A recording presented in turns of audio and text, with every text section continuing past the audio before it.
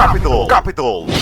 Yes, ang atong actually the second ELA, it was conducted last I believe 8, 9, 10 to ba?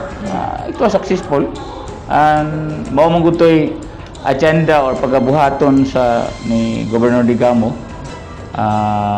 for within gikan karon abot sa 2025. Nato yung mga programa naman na siya programa nga kabayan og health. Sana iyang gi-emphasize. So the meaning na help man na, so health, education, livelihood o mga projects.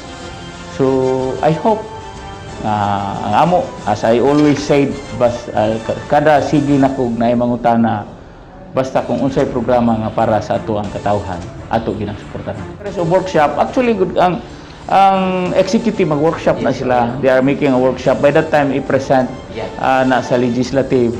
Then, maoro man na, unsay mga tumong o tinguha sa atong gobernador, amo nang alalayan og mga resolution and ordinances para ma-reliable na siya, kanang para mapatinuod og atong ma-implementar.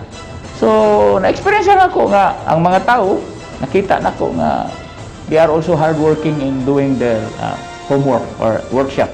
Usapos mga prioridad nimo ni nga gani atong mga barangay pharmacy ron buti kas barangay murag himo am lamang irong standby na anay mga sud. Yes, ato po na paningkamutan. Actually, ang atong tambal usab po na sa target nga or usa na sa mga agenda nga pagahimuon sa ato ang gobernador nga i-improve gyud ang ato ang health services.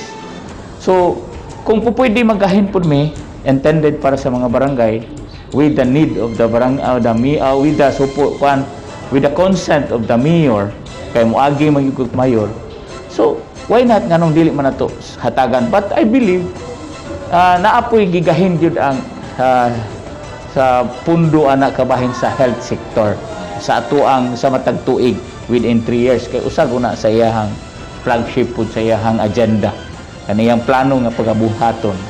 So if ever ang ako kung naa nagigahin ni Governor Digamo sa iyaha ug dako siya gipundo, so suportahan ra nato kung unsay mga ginagmay nga gikinahanglan pud sa mga kabarangayan.